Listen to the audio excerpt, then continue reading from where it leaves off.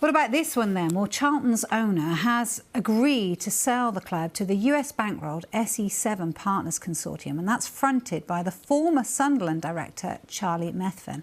Now, joining us now is Heather McKinlay, I should say, from the Charlton Athletic Supporters Trust. Good afternoon to you, Heather. So what's your initial reaction then? Afternoon, Vicky. I think we've been calling for Sangard to sell the club for several months now. He came in with lots of promises, but unfortunately he was unable to deliver on that. So we're pleased that there is now some resolution. We believe it will now take an amount of time to go through EFL approvals. That's quite a rigorous and lengthy process now. So for the time being, Thomas Sangard remains the owner of the club until that completes. We are in a process really of doing our own scrutiny and due diligence on the potential new owners. We have had some contact with Jim Rodwell, who's a former football chief executive and very experienced in the English game. And we understand he would lead the consortium on a day-to-day basis in terms of running the club.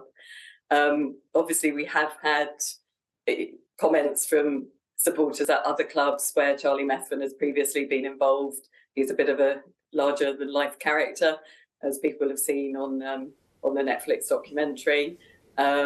So we do have some concerns there. We've not had any direct engagement formally with him as the Supporters Trust yet, and our understanding is that he will have more of a backseat role on the whole board, be involved in the day-to-day management of the club. So I think we've got to face the next few weeks of waiting for things to become much clearer. And in that time, as the Supporters Trust, we will do our own due diligence and scrutinise who the new owners are going to be and what their intentions are. And ultimately, we will judge them on what they actually do at the football club rather than what they say they're going to do. Yeah, I would agree with you, Heather. And you're right to be cautious. Am I right in saying this would be the fourth set of owners in the space of 4 years? It's not gone quite to plan, has it, with any owner that's come in? No, I mean, Sangard, I think, had decent intentions as a football club owner, but he just wasn't really prepared to put in experienced people to run the club.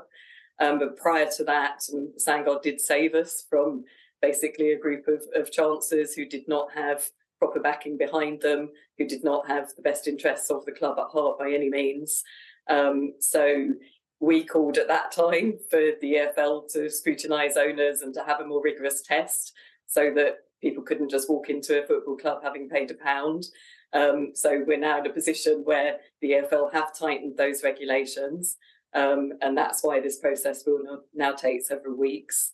So we just have to bear with that and wait for the resolution of that. It's obviously a really important time for the football club, obviously with preparation for next season, with signings, with re-signing existing players, hopefully signing some good new players to strengthen the squad so that we can compete at the top half of League One or the top end of League One, because we've not been doing that in recent years. So it's a strange situation because that obviously will have to be done still under the ownership of Thomas Sangard, but hopefully with the input and agreement from the potential new owners, but in a very constructive and agreed way. Heather, can you bring me up to speed with what's the situation in terms of Roland Duchâtelet? Because my understanding is he still owns the stadium and the club. Is that right? Can you understand how this is all going to work together? Yeah, Duchâtelet owns the valley and the training ground, but the football club is under separate ownership. And that came about when ESI took over the club. It was the group that I would call a bunch of chancers, basically. And unfortunately, they promised Roland that they would pay £50 million for those assets on the Never Never. So Duchâtelet believes that is the value of those assets, and he's holding out for that amount. So we don't know the exact arrangements with the new potential consortium. Our understanding is that they're only buying the football club, but they will continue to lease those assets from Duchâtelet, and that lease runs until 2035, which may seem quite a while away, but actually in football club history, it's not very long at all. So It seems like a long time, doesn't it? You mentioned 2035. It has got into, dare I say, a bit of a pickle. You did mention the fact that we were able to see Charlie Meth then as the director at Sunderland, and he was part of that Netflix series, wasn't he? Do you think that he'll have learned from that experience somewhat?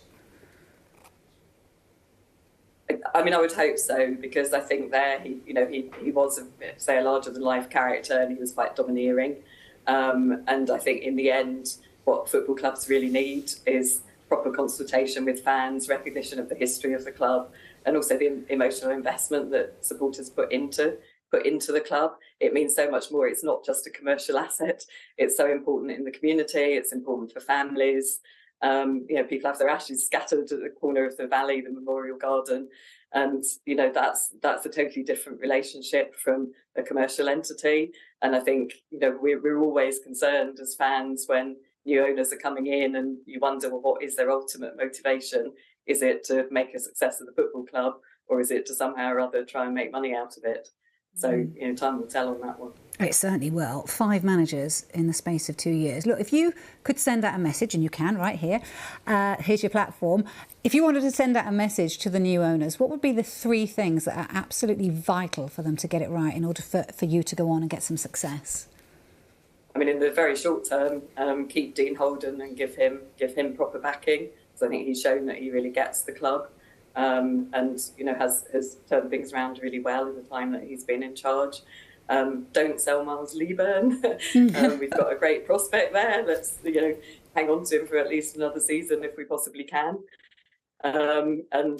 Strengthen the relationship between the club and the fans, because it's become it has become too fractured. And Charlton supporters have a long history of campaigning for their club and being very active. And we can be an asset to the football club if everyone pulls in the same direction and we all work together. Good luck with it all. Heather McKinlay, thank you so much for joining us today. Thanks so much, Vicky.